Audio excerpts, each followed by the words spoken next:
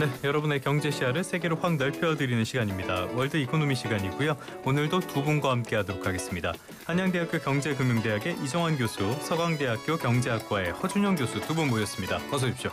안녕하세요. 안녕하십니까. 학계의 절친으로 유명한 이 두 분을 오늘 스튜디오에 한번 모시고 만담을 한번 진행해 보도록 하겠습니다. 앞서서 문을 열면서 말씀을 드렸는데 오늘이 이재명 대통령 취임한 지 100일이 되는 날이더라고요. 그래서 학점을 좀 매겨보려고 그러는데요. 먼저 연장자이신 허 교수님부터 학점을 몇 점 주시겠습니까? 경제정책 말씀하시는 거죠? 그럼요. 네, 네. 저는 뭐 한 B+ 정도 B+. 정도라고 생각하고 있습니다. 그러면 합격점은 됐네요. 합격점, 네, 그 네. 정도의 수준인데 네네네. 그럼에도 불구하고 이따 말씀드리겠지만 조금 또 보완해야 될 부분도 많이 남아 있는 것 같습니다. 네. 알겠습니다. 참고로 제가 졸업 학점이 B0쯤 됐었습니다. 교수님은 몇 점 주시겠습니까? 저도 뭐 빗불 정도라고 뭐 이게 아직 이제 구체화되진 않아서 예, 예. 잘 되면은 잘 될 거다. 뭐 이런 그러니까 이제 방향성은 있는데 그 정책 방향 바뀐 것들도 사람들이 좀 인식을 예. 하고 있는 것 같고. 근데 이제 이 여러 가지 복합적인 요소들이 있는데 이게 실제로 어떻게 발현될지 좋은 방향으로 이끌어 가야 아마 되지 않을까라고 생각은 합니다. 예. 아직은 평가하기는 조금 이른 부분들도 분명히 있으니까요. 자, 그럼 허 교수님부터 네. 뭐를 제일 잘했고 뭐가 제일 아쉽습니까? 우선은 저는 이제 경제를 볼 때 단기랑 장기를 보통 나눠보죠. 그러니까 예. 단기는 뭐냐 하면 지금 이제 경기가 당장 안 좋은 것들을 어떻게 조금 저희가 좀 뜨겁게 만들 수 있을 것인가 이런 부분들에 대한 얘기인데요. 그렇게 봤을 때는 아무래도 저희가 정치적인 불확실성도 있었고 여러 가지 이슈가 있었기 때문에 얼어붙은 단기적인 경제를 조금 살리려고 하는 흐름들에 대해서는 예. 조금 그래도 그러니까 뭐랄까요? 환자가 열이 나서 왔는데 그 열을 내리려는 해열제 먹이는 건 잘하고 있다라고 생각을 하는데 네네네. 이제 그러면 이제 그다음 얘기가 뭘로 연결되냐면 그러면 그 환자가 왜 열이 나는지 이게 단순히 감기에 의해서 열이 나는 건지 아니면 몸에 다른 병이 있는 건지에 대해서 좀 뜯어보고 몸에 만약에 다른 병이 있다고 하면 그 병들에 대해서 조금 고치려고 하는 노력들이 필요하잖아요. 예. 그런 것들이 제가 아까 말씀드린 좀 장기적인 접근이란 네네네. 말입니다. 그런 측면에서는 아직까지는 구체적으로 잡히는 것이 없는 부분 이것이 조금 아쉬운 부분입니다. 단기는 괜찮지만 중장기는 아직 물음표가 많다. 교수님께서는 제일 잘한 거, 제일 아쉬운 거 어떤 것들 하나씩 짚어주실래요? 그래도 이제 성장 전략을 찾으려고 섹터를 찾으려 노력한 것이 뭐 네네네. 가장 바람직한 노력은 하고 있다. 노력은 예. 하고 있고 이거를 어떻게 활용할 것인지에 대해서는 사실 뭐 여러 가지 차원들이 있지만 뭐 AI라는 것이 워낙 범용 기술이다 보고 그리고 네. 제조업에 우리나라 사실 제조업이 굉장히 중요한데 이제 제조업에 대해서 연관성이 크다 보니까 이런 것을 발전하는 것은 괜찮다라고 할 수가 있는데 이제 뭐 허 교수님 말씀하신 것처럼 이걸 구체적으로 어떻게 해야 될지에 대해서 아직까지는 조금 불투명한 측면들이 있고 이게 서로 그러니까 의견이 좁혀지지는 않은 것 같아요. 예, 말씀 뭐 늘 이제 AI를 어떻게 발전시켜야 되느냐 이런 것들 조금 클리어하게 나오면은 투자 전략이라든지 이게 또 제조업하고 링크가 어떻게 되는지가 나오면은 성장 전략 같은 데 있어서 보다 더 바람직할 수가 있고 사실 이제 재정 지원을 할 때도 이런 성장 전략하고 연결이 돼야 나중에 이제 단기적인 효과가 아니라 예.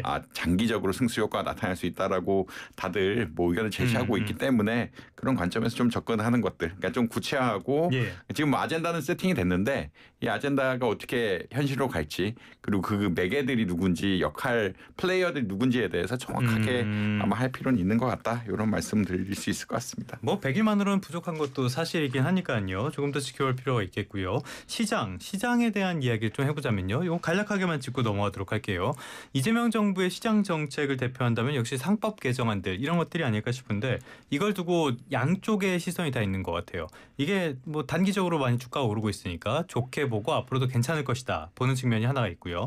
반대쪽에서는 이렇게 기업을 옥죄는 법안들을 하면은 중장기적으로는 안 좋을 것이다 이렇게 보는 시각도 있는 것 같아요. 교수님께서는 어느 쪽에 조금 더 점수를 주시겠습니까? 그러니까 이게 저는 이제 디테일을 좀 봐야 되는 거라고 생각하는데요. 뭐 상법 개정안이라던가 아니면 최근에 나오고 있는 뭐 노란봉투법이라던가 이런 것들을 봤을 때 그 법의 의도 자체, 취지 자체는 충분히 저는 좋은 법들이라고 생각은 합니다만 이전에 저희가 그 법들이 굉장히 많이 좌초되는 과정들이 있었거든요. 그렇죠. 그런 과정들에서 분명히 그것이 좌초되는 이유는 정치적으로 뭔가 이슈도 있었겠지만 그 법이 가진 여러 가지 독소 조항도 아마 분명히 있었을 것 같습니다. 네네네. 그런 것들에 대해서 이번에 이제 어떻게 보면 여대 야소가 이제 형국에서 이런 것들이 얼마나 이전 버전에서 조금 더 합의안들이 도출되면서 조금 독소 조항들이 줄어든 상태로 현재로 통과되고 있고 이것들이 나아가고 있는지에 대해서는 약간의 이슈는 있을 수 있을 것 같습니다. 그런 부분들에 대해서 예를 들어서 예전에는 여소야대여서 못하던 것들이 예를 들어 있었는데 그게 여대 야소가 됐기 때문에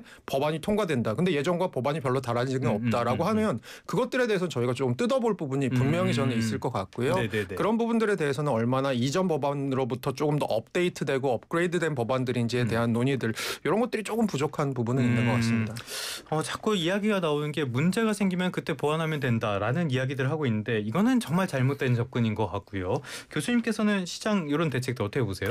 그러니까 일부 이제 주주 환원 정책에 대해서는 뭐 환영하시는 분이 많다. 뭐 그런 것들에 대해서는 그런 것 때문에 사실 주가 올라가는 경향들도 있고요. 주주 환원 경향이 좀 작다라는 의견들은 늘 있었기 때문에 이제 어떻게 보자라면 그런 것들을 강조해서 주주 환원이 잘 안 되는 기업들이 좀 환원하지 않을까라는 기대감은 일단 형성이 되어 있는 것 같고 다만 이제 이게 일률적으로 적용해야 되는 룰이냐 이게 집중 투표제라든지 다 마찬가지인데 정말 의무화를 해야 되는 거냐? 의무화를 하고 뭐든지 뭐 큰 기업들에 대해서 다 적용하고 이런 것을 해야 되느냐. 사실 이제 바람직한 거는 시장이 형성돼서 시장의 압력에 따라서 경영인들이 결정을 하고 배당이라든지 이게 자유롭게 결정하는 것이 좋은데 이게 규제 차원에서 접근하면은 아무래도 부작용이 생길 수밖에 없고 이 부작용이 생기는 것 방향이 장기 투자에 어떤 미친다고 하면은 사실 이게 부정적인 효과도 많을 수 있는 것 같다. 그러니까 사실 집중 투표제 같은 것들이 좀 우려되는 상황이기도 하거든요. 집중 투표제 같은 경우 이제 이사를 선임하는 거고 이사를 선임했을 때 이제 경영에 직접 관여를 하게 되고 근데 이제 이런 이사들이 오래 할 건 아니기 때문에 단기적인 인센티브에 좀 집중할 수밖에 없고 이렇게 집중하게 되면은 아무래도 이제 장기 투자가 밀릴 수 있는 이런 상황들도 발생을 할 수가 있기 때문에 이것을 어떻게 하느냐. 그러니까 이제 환원이 좀 안 됐던 것은 환원을 시키지만 그리고 소액주주 보호가 조금 안 됐던 것은 시키지만 이걸 강제로 하는 것들이 나을 수 있는 부작용들도 어떻게 법적인 판결이라든지 이렇게 아직까지 판결들이 정립이 안 돼 있기 때문에 좀 이야기는 한데 그러니까 사실 이런 법안들이 너무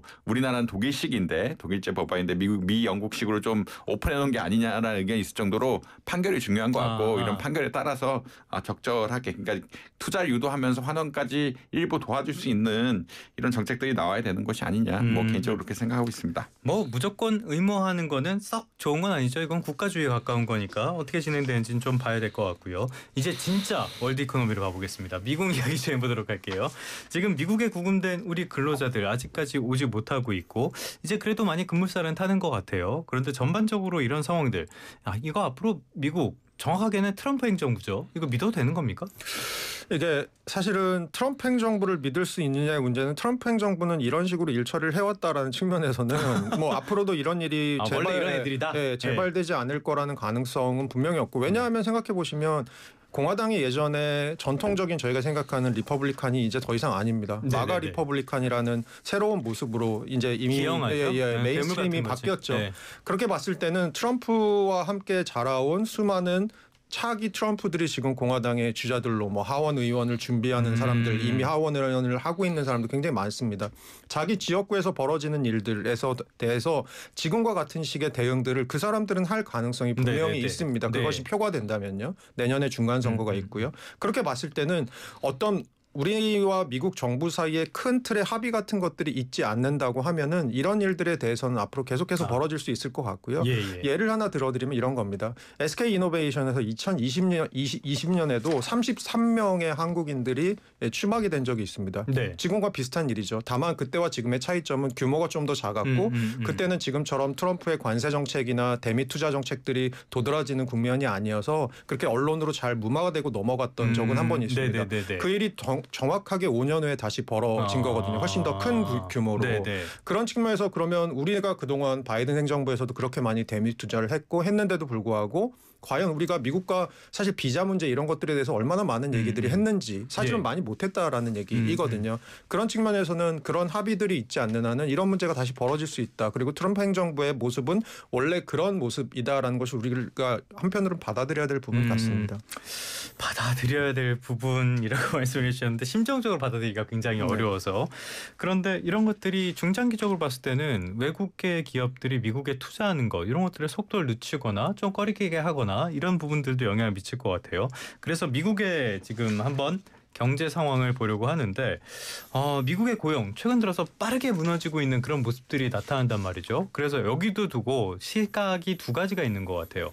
이거는 자연스러운 현상이고 골디락스로 약간 주저앉는 정도다. 라는 측면이 하나 있고요. 하나는 이거 침체로 가는 거 아니냐 이런 우려도 있는 것 같아요. 교수님은 어느 쪽에 조금 더 무게를 두시겠습니까? 근데 이제 최근 지표는 아니고 이제 뉴스라든지 이제 사람들의 기사 어제 애틀랜틱 이런 데서 기사가 좀 나왔는데 그 좋은 직장에도 고용이 좀 줄었다는 이야기들이 나오고 있거든요.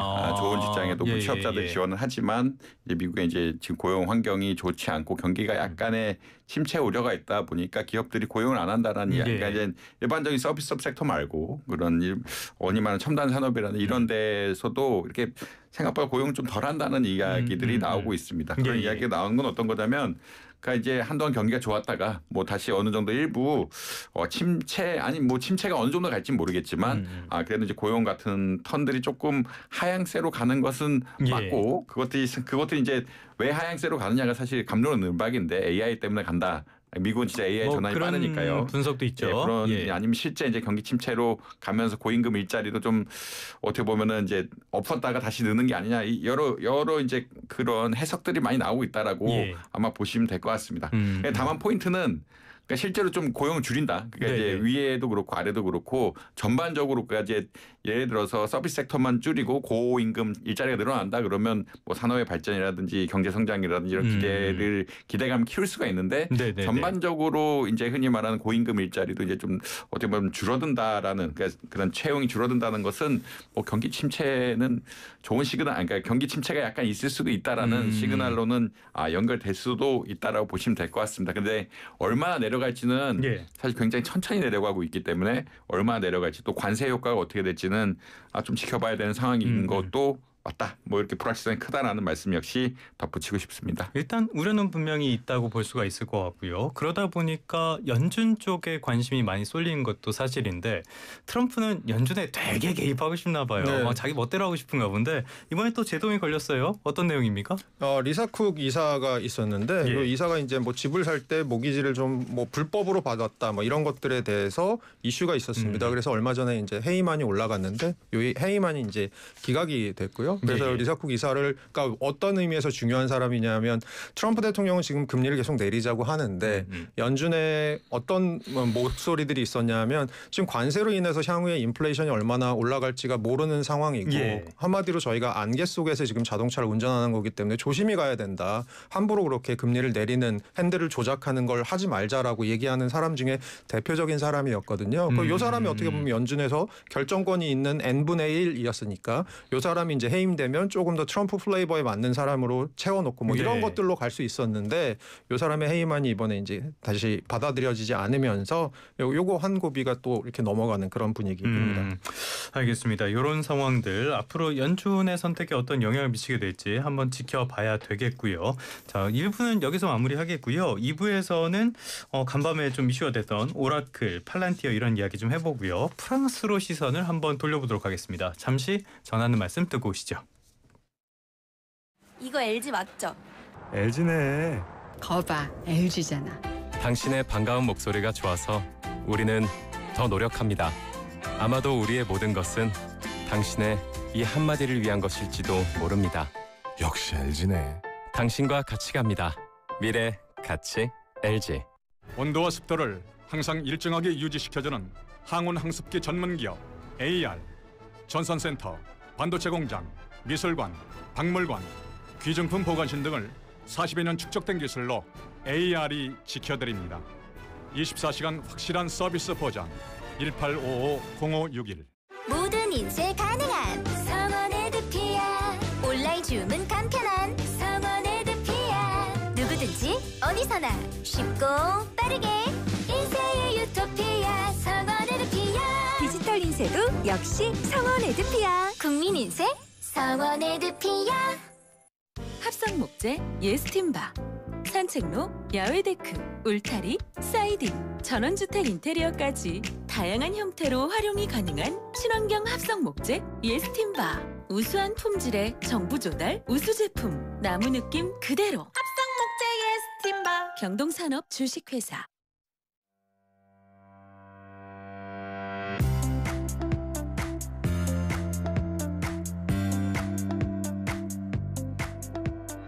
네, 잠시 쉬어가겠습니다. 쉼표 같은 시간 1부를 마무리하는 퀴즈 시간이고요.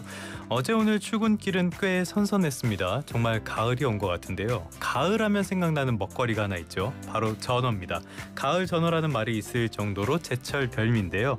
작년에는 비싸서 금전어로 불렸는데 올해는 작년보다는 가격이 많이 하락했다고 합니다. 1kg에 2, 3만 원대라고 하니까 좋아하시는 분들 즐기시면 괜찮은 시점이 아닌가 싶어요. 아직까지는 뼈도 연해서 통째로 씹어 먹기도 괜찮더라고요. 내일부터는 전어 축제도 시작된다고 합니다. 여기에서 퀴즈 드리도록 할게요. 그 맛과 풍미가 기가 막혀서 집 나간 이분도 돌아온다는 속담이 있습니다. 사실 여기에는 다른 설도 있어요. 이게 시신을 태우는 냄새 같아가지고 그렇게 온다는 설도 있고 어원에 대한 여러 설들이 있는데 어찌됐건 가을 전어하면은 이분의 이야기가 항상 같이 나오게 되죠. 이분은 누구일까요가 오늘의 퀴즈입니다. 그래서 보기 드릴게요. 1번은 아들, 2번은 며느리, 1번은 아들, 2번은 며느리입니다. 정답을 아시는 분은 짧은 문자 50원, 긴 문자 100원의 비용이 드는 샵 0945, 우물정의 0945로 문자 주시면 되겠습니다. 선물은요. 독서와 무제한 친해지리, 국내 최대 월정액 독서인 밀리의 서재에서 전자책을 자유롭게 읽을 수 있는 3개월 구독권, 해동이 필요 없는 냉동실 보관용기 땡스 소윤, 허벌라이프 뉴트리션에서 식사 대용 쉐이크, 포뮬러원 건강한 식사와 쉐이커, 정직한 건강식품 전문점 백세라이프에서 복합기능성 혈관 건강식품 CAB 세븐업, 물 없이 머리 감고 샤워하는 베리구드 노워터 샴푸와 바디워시까지 다양한 선물 준비되어 있습니다. 1번은 아들, 2번은 며느리고요. 우물정의 0945입니다.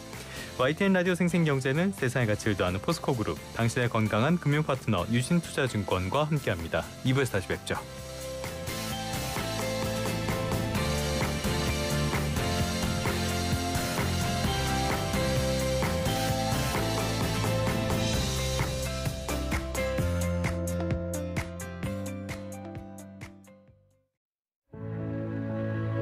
세계 기상기구 WMO는 작년 2024년을 역대 가장 더운 해로 기록했습니다. 우리 대한민국 역시 2024년은 가장 더웠던 여름이었으며 서울에선 44일 연속 열대야라는 신기록을 세우기도 했습니다.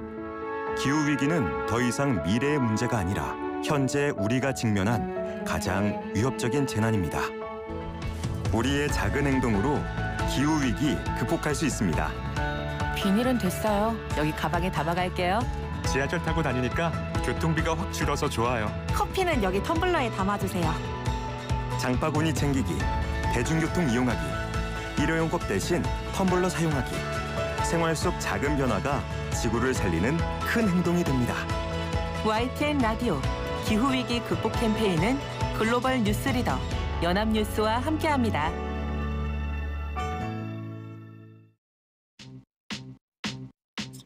미쳤다.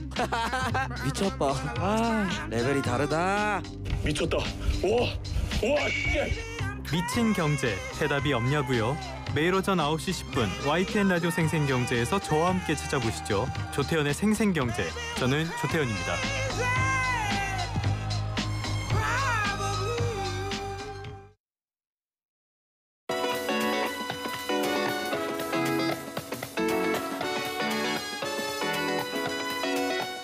네, 생생경제 2부 시작하겠습니다. 2부에서도 한양대학교 경제금융대학의 이정환 교수님, 서강대학교 경제학부의 서준영 교수님 두 분과 함께하도록 하겠습니다. 저희 오늘 전어에 대한 퀴즈 내드렸는데요. 이제 또 두 분 하면은 학계의 절친이기도 하지만 학계의 애주가이시기도 하잖아요. 전어와 함께 좀 많이 즐기셨습니까? 전어야 좋죠. 네? 전어야 너무 갑자기 아침부터 이렇게 저희 방송에서 자주 나온 주제 가운데 하나가 술입니다. 네. 제가 워낙 막걸리를 즐기기 때문에. 네네. 교수님도 좀 교수님 하면 또 워낙 대단하신 분이잖아요. 네. 뭐 올해 전어를 못 먹었네요. 생각해 보니까 한번 도전을 해봐. 오늘 그 앵커님 말씀하셔서 한번 도전을 한번 해보는 그런 일이 있어야겠네요. 전어 올해 도전 안 했습니다. 노 트라이. 구워가지고 머리째로 먹으면 참 맛있긴 한데 그 굽는 냄새가 별로 안 좋아가지고 약간 좋아하시는 분들도 있죠. 그거는 뭐 취향 차이인 것 같습니다. 저는 뭐 그렇게 전 좋아하는데 사실 전어 냄새. 저는 회가 조금 더 아무튼간에. 시간에. 자, 이제 본격적인 이야기로 가서요. 잡담이 길었습니다. 간밤에 눈에 굉장히 띄었던 종목이 하나 있어요. 오라클인데 오라클 뭐 실적이 많이 좋았던 겁니까? 실적도 좋고 이제 오라클이 클라우드 서비스 사업을 굉장히 좀 늦게 시작했는데 네네. 이제 가이던스가 워낙 좋다 보니까 이 성장 클라우드 쪽에서 클라우드 컴퓨팅 그러니까 클라우드 그 서비스 쪽을 굉장히 늦게 시작했는데 오라클이 사실은 뭐 B2C는 별로 안 하지만 B2B 뭐 기업들은 다 쓰는 기업 어떤 어떻게 보면 플랫폼 기반이라고 보시면 될 것 같고 이쪽 아무래도 클라우드 서비스를 좀 늦게 들어갔다는 평가가 굉장히 많았는데 이 클라우드 서비스의 가이던스까지 어떻게 보면 시장의 전망을 띄워놓고 너무 좋게 나오다 보니까 앞으로 이제 기본 플랫폼의 클라우드까지 접목이 되면은 어떻게 보면은 기업들 B2B 상대로는 뭐 이길 수 없는 기업이 없지 않을까 하느냐는 이런 느낌이 나면서 전례 없이 40%가 거의 40%가 오르는 기염을 토했죠. 그래서 이제 세계 제일의 부자가 바뀌었다. 뭐 이런 얘기가 나올 정도로 지금 오라클 CEO가 지금 세계 제일의 부자로 된 이런 상황들이 있는데 그만큼 그 기업 자체의 어떤 효율성이라든지 이런 것들 그리고 이런 서비스에 대한 개념 같은 것, B2B 서비스에 대한 개념 같은 것들이 워낙 잡혀 있는 상태에서 클라우드 서비스 쪽이 폭발하다 보니까 그리고 그게 이제 미래의 산업이라고 생각을 하다 보니까 주가가 뭐 40% 오르는 기업 저도 1992년인가 그때 이후 이 정도 자산이 늘어난 거는 거의 처음이라고 하는 것 같습니다. 그러니까 이게 하루만 그러니까 오라클이 자체가 작은 기업이 아닌데 이런 대형 종목이 그렇게까지 많이 오르는 게 대형 진짜 종목이 없죠. 40% 오른다라는 거는 사실 상상하기 어려운 건데 이제 가이던스가 너무 좋게 나오고 이제 클라우드 서비스 분야에서 죄송합니다. 핵심을 잡지 않았냐 이런 이야기가 나오면서 주가 많이 올랐다라고 보시면 될 것 같습니다. 들어가신 분들 좋겠어요. 머스크는 굉장히 이래저래 쓸쓸해지는 것 같은데 인공지능 열풍이 나오면서 그때 인공지능 반도체 기업들, 빅테크들 그 다음에는 뭐 전력 설비 이런 쪽들도 주목을 받더니 이제 소프트웨어 이쪽으로 많이 시선이 가는 것 같아요. 계속 주가가 오르는 기업 팔란티아라는 그룹도 있는데 주식하시는 분들 많이 이름 들어봤을 것 같아요. 뭐 한답니까? 근데 팔랑티어는 이제 군사 쪽 흔히 말하는 이게 지금 몇몇 기업들이 되게 인기를 받고 있는데 팔랑티어, 뭐 피그마 이런 기업들이 되게 인기를 받고 있고 팔랑티어는 아무래도 그 군사적인 측면에서 소프트웨어 사실 이제 어떻게 보자라고 하면은 미사일 같은 거 쐈을 때 타격도 해야 되고 정보를 제공하고 어떻게 하면 위치를 맞출 것인가 이런 정보부터 해서 정보를 받는 방법, 처리하는 방법 이런 것들을 AI화 해가지고 예측 성과를 높여준다라는 그런 기업들인 것 같고요. 아까 뭐 피그마도 잠깐 이야기했는데 피그마 같은 기업들은 프레젠테이션이라든지 이런 디자인 흔히 말하는 유저 인터페이스 같은 것들을 AI로 다 만들어줘가지고 이제 사람이 웹 디자인에 이런 없는 쪽으로 간다는 이야기거든요. 오라클은 아까 서비스, 그러니까 오라클은 조금 다르긴 한데 그 어떻게 보면은 클라우드 서비스에 대해서 우리가 연결할 수 있는 그런 서비스를 해준다는 측면에서 AI 서비스 분야에 대한 어떤 기대감이 높아지고 있다라는 그런 거라고 보시면 될 것 같고요. 사실 궁극적으로는 뭐 기업들이 돈을 벌려고 그러면 자동화하는 게 돈을 버는 거고 그렇죠. 자동화할 수 있는 방법들에 대해서 뭐 군사적인 분야는 팔란티어, 뭐 PPT라는 흔히 말하는 그래픽 관련해서는 뭐 피그마 이런 식으로 좀 흩어져 나가고 있다. 그러니까 서비스 기업들에 대해서 실제 실적을 내고 이제 뭐 상장을 하면서 미래 가이던스를 좋게 해주는 기업들에 대해서는 뭐 시장의 선도력이라든지 이런 것들을 인정하면서 어떻게 보면은 주가를 상승시키는 그러니까 펀더멘탈한 AI도 있지만 AI 서비스 분야에 치고 나가는 기업들에 대해서 밸류를 높게 주는 이런 양상들이 있다. 그리고 기본적으로 AI라는 것이 선점 효과가 굉장히 강한 거기 때문에 그런 주가에 대한 효과들이 많이 나타나고 있다라고 뭐 개인적으로 생각하고 있습니다. 뭐 원래 정부 같은 곳이랑 거래를 많이 하는 기업이었다고 하는데 최근에는 이 거래 영역 자체가 많이 넓어지고 있어서 앞으로도 실적이 좋게 나오지 않을까 많은 기대를 받는 그런 기업이라고 보시면 되겠습니다. 어떻게 움직일지는 계속 지켜보도록 하겠고요. 자, 이제는 프랑스로 한번 가보도록 할게요. 사실 오늘